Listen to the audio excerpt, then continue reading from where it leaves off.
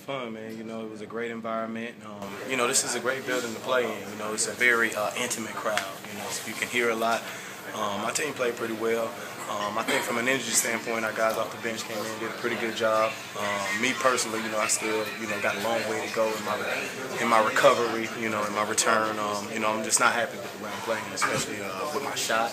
But I am happy with my defensive effort. I'm happy that I'm able to kind of grasp the system, not, have many mental errors.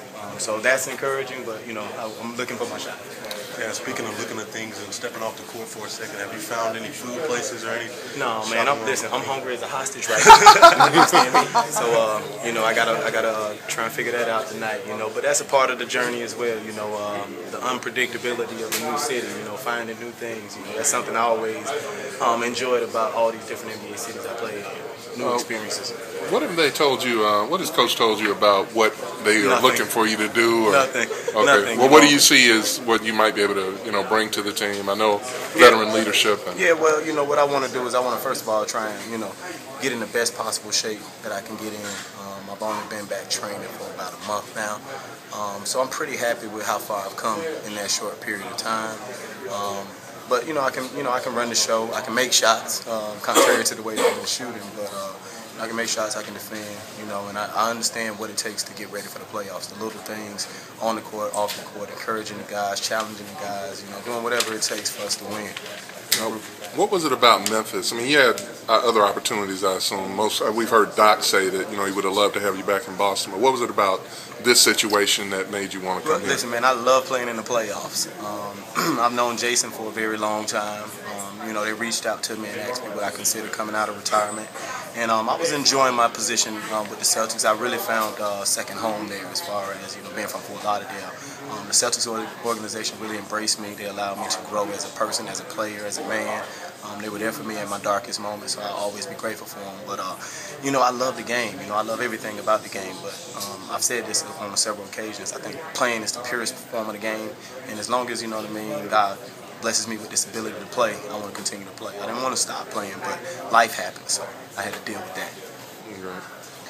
Talk about when you went down to the lower league, the D League, and what you actually learned from that. Did it build you encourage, or did you say, okay, these are the things I need to kind of work on to? No, I didn't look at it as an opportunity to develop. I just looked at it as an opportunity to play 5-on-5 for the first time since Game 7 of the Eastern Conference Finals. I haven't played 5-on-5 until I went to the D League. So to just jump out and go out and play, 20 plus minutes, I was just proud that I was able to get through. I think that was a great stepping stone for the next game in Sacramento. It was really helpful. I'm a humble guy, so it wasn't a big ego thing or anything like that. I knew a lot of those guys in the D League. I gave them some words of encouragement, told them to continue to pursue their dreams, and it was a great experience, man. I'm getting the whole NBA experience. It was an awesome experience. Talk about being on the floor for the first time. Or how did that feel, getting a round of applause and just the people kind of celebrating you coming onto the field? Yeah, no, it was fun. Like I said, it's a very intimate crowd. They're very in tune with the game. They seem to be extremely knowledgeable about our sport. So it's fun, man, especially when you're winning, you're playing hard, you're playing the right way. And, we got a great bunch of guys. We got a young group of guys. And so my veteran leadership would definitely be needed in this locker room. I know a good friend, George Burns. Talk about what he thinks about you coming to Memphis and playing in Memphis. Who? George Burns. George Burns? Yes. No, George Burns. Oh, okay.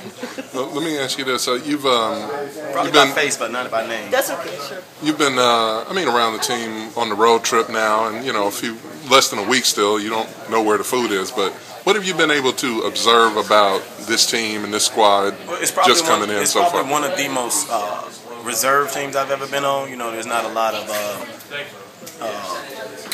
it's not a very outgoing team, you know what I mean? So I've noticed that, obviously, when you're a new guy coming in, it's a filling out process, guys don't really know me, and so, it's a different position. I've never been in this position, so it's some unfamiliar territory, but, my primary focus is ball right now. Off the court, I've done it all, I'm just focused on trying to get myself in shape, trying to learn the system, trying to get to know our guys, their personalities, and how can I push them, how can I help them, and also how can I be there for them as a teammate, be a trustworthy teammate. Did you get any indication from management, coaching about what your role, is expected to be? Yeah, no, I haven't. Coach hadn't, necessarily spoke to me about a role or anything like that. But I think they brought me in for a reason. So, I'll be prepared. Obviously Mike is, our guy. He's the engine that makes our ship, sail. So. I just want to come in and just be able to, bring energy on the defensive end, run the show, spell Mike when I get an opportunity, and, make open shots when I get a chance. So I continue to work on my legs to get my stroke back.